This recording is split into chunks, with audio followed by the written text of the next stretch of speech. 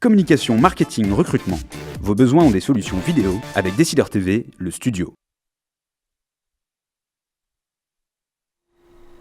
Bonjour à tous et bienvenue dans ce nouveau Duplex Bourse du vendredi 18 octobre 2013. On se connecte tout de suite avec la salle des marchés de Bourse Direct et notre expert Jean Amar. Bonjour Jean.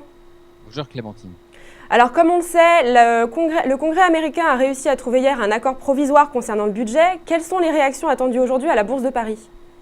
Effectivement, le marché ce matin a ouvert en hausse, soutenu justement par l'accord provisoire budgétaire qui met un arrêt à ce blocage. Donc, ce qui porte sur tous les marchés ce matin, en plus, c'est l'annonce de la croissance en Chine.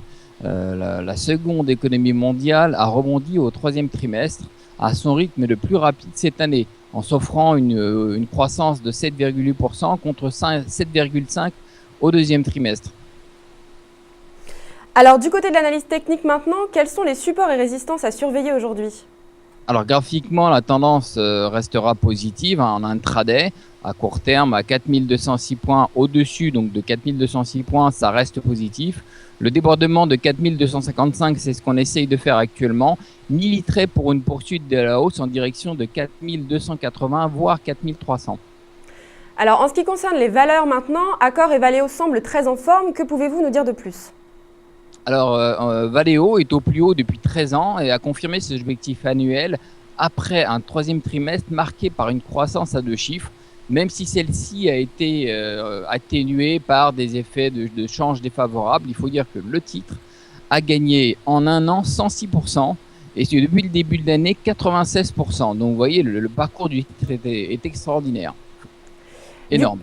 D'accord, très bien. Du côté des États-Unis maintenant, comme on le disait tout à l'heure, donc le Congrès a trouvé un accord concernant le budget hier qui reste tout de même provisoire. Quelles sont les réactions attendues chez les investisseurs à l'ouverture à 15h30 ?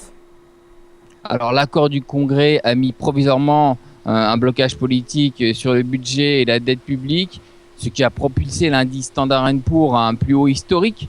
Donc c'était quand même à signaler. Ce signe de soulagement est visible aussi au niveau de l'indice VIX, vous savez, l'indice de la peur qui a nettement reculé, qui est revenu à son niveau de septembre, du 26 septembre, il a baissé de 8,36%. Donc ça prouve que le marché se détend quand même un petit peu.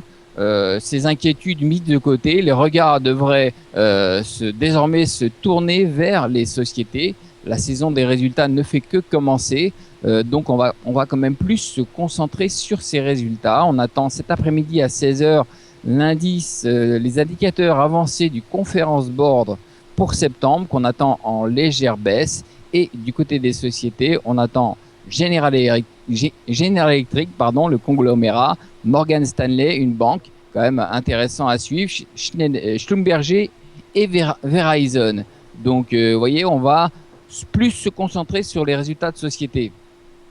Merci beaucoup Jean pour toutes ces précisions. On se retrouve lundi pour un nouveau duplex. En attendant, très bonne séance à tous, très bon week-end. À lundi.